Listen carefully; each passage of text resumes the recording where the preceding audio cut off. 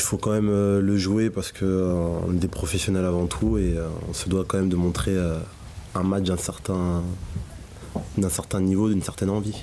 Justement, c'est quoi le sentiment pour le dernier match? À la fois se dire, bon, fin de saison, on a envie de bien finir, qu'est-ce que c'est dans ta tête les sentiments? Oui, bien sûr, parce qu'après, on joue quand même contre une équipe qui est arrivée deuxième du championnat, qui est meilleure que la nôtre. Donc je pense que si on n'a pas envie et qu'elle a envie, on peut en prendre 6 ou 7 et ça ferait pas très bien. Est-ce qu'au-delà de ce match, tu penses que si tu considères que c'est la fin d'un cycle? À Bordeaux, il y a le départ de l'entraîneur, peut-être ses adjoints, il y a des joueurs qui sont en fin de contrat et qui vont partir. Qui discutent. Ça va pas? Est-ce que tu considères que Bordeaux c'est vraiment un virage cet été par rapport à ce qui s'est passé les saisons précédentes? D'une certaine manière, parce que pendant 3 ans avec le coach, quand même, il y a eu un bon bilan, parce qu'il y a eu quand même deux Coupes d'Europe, une Coupe de France. Et le fait qu'il parte, bien sûr, ça va faire un changement, parce qu'il y aura un nouveau coach avec peut-être un nouveau style. Et peut-être aussi de nouveaux joueurs. Donc je pense que dès qu'un coach part d'un club, ça change beaucoup de choses. Il parlait lui-même de nouvel élan, peut-être, à donner samedi soir, un changement de staff.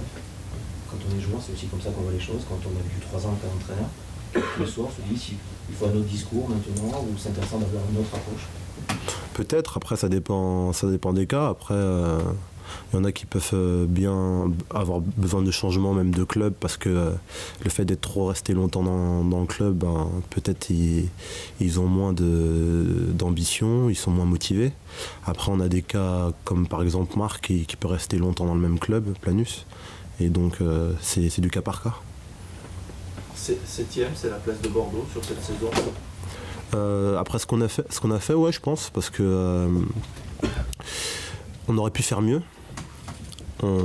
Parce qu'on a perdu aussi des joueurs sur blessure à des moments qui sont importants et qu'il ne fallait pas. Mais quand tu fais, je pense que c'est pas un championnat, c'est pas comme la coupe, c'est-à-dire ça se joue pas sur un match. Pendant 38 matchs, tu as fait les résultats que tu as fait, tu mérites la place où tu es. Tu peux pas dire que tu aurais dû mieux faire ou moins bien faire, ça dépend. Les regrets sont où? Les regrets sont surtout sur la deuxième partie du championnat, parce que on a été vraiment des fois digne d'un relégable de notre manière de jouer. Après peut-être je suis un peu dur avec l'équipe, mais c'est ce qu'on a ressenti, parce qu'on n'arrivait pas à gagner des matchs quand on devait les gagner. On perdait contre des équipes qui étaient inférieures à la nôtre, donc ça faisait beaucoup sur cette seule année 2014. Est-ce qu'on n'a pas suffisamment peut-être mis en avant les blessés? Est-ce que ça pouvait être une excuse ou pas du tout? Non, je pense qu'on s'est vu trop beau après le mois de novembre et décembre, et qu'on a oublié que peut-être qu'on est une équipe, comme disait souvent le coach, qu'on n'a pas le droit de lever le pied ou d'être pas à 100%, et on l'a payé cash. T'en es où alors de ta prolongation de contrat? Pour l'instant, il n'y a pas eu de grosses avancées ces derniers temps, mais après peut-être, je suppose, après c'est que moi, que le nom du futur coach n'a pas été encore désigné et que ça peut jouer là-dessus. C'est des suppositions de ma part. Oui, mais après j'en ai d'autres autre part, donc on est toujours dans un système de négociation. Puis voilà. En fait, c'est le coach qui va le futur coach qui risque de vraiment de... Aussi, si je suis dans ces papiers aussi, donc c'est important aussi. La priorité est quand même Bordeaux ou... Si, bien sûr. Sinon, je pense que je serais peut-être ailleurs depuis un moment. Et tu vas partir en vacances sans savoir? Peut-être, pas sûr. C'est stressant ou pas? Si, ça peut l'être. Si je serais tout seul, ok, mais comme j'ai une femme et des enfants, c'est pas pareil. Tu vas suivre la Coupe du Monde? Comment tu coupes complètement? Tu vas quand même... Non, on va regarder. Une Coupe du Monde au Brésil, ça se rate pas, même si on participe pas. Un favori déjà? Je suis français, donc je suis pour la France, mais après j'aime beaucoup l'Espagne et les Brésiliens, parce que le Brésil, ça fait partie du football. Et la Coupe du Monde, tu vas te faire quoi? Des soirées entre potes, barbecue, tout ça pour les matchs ou...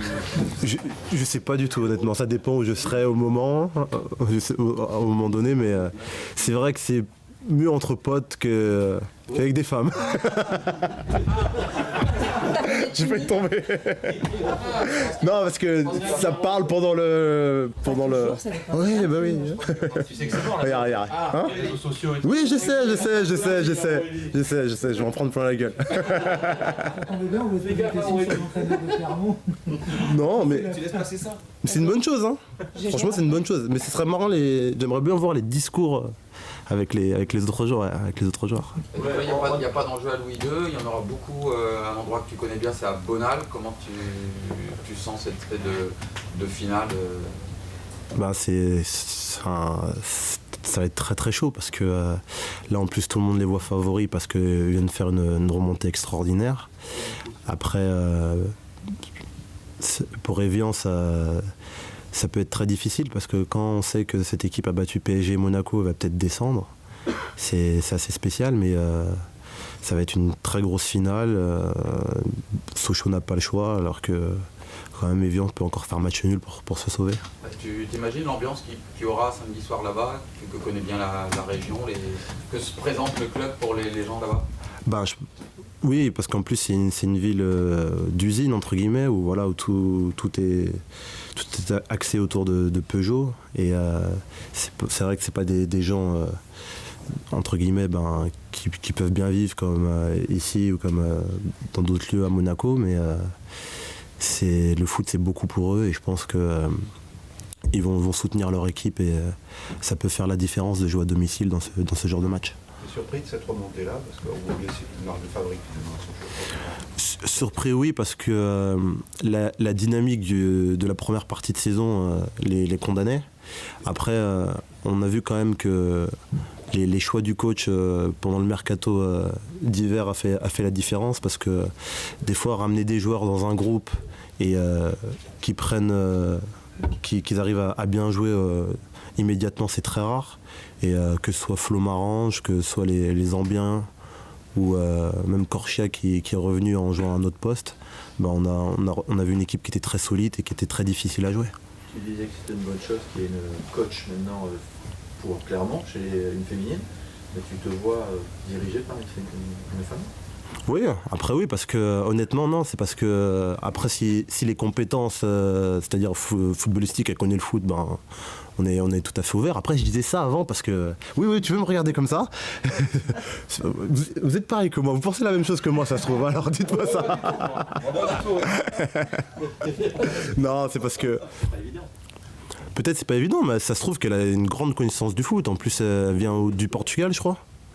Oui, du Portugal, c'est un pays qui connaît beaucoup le football et ça se trouve, elle va faire la différence dans son discours et dans plein de choses.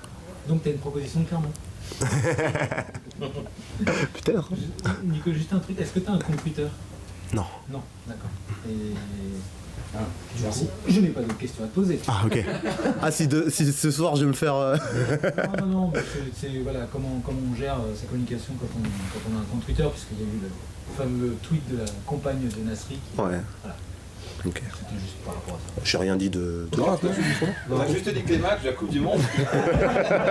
Et c'est que ta femme, elle a un compte Twitter.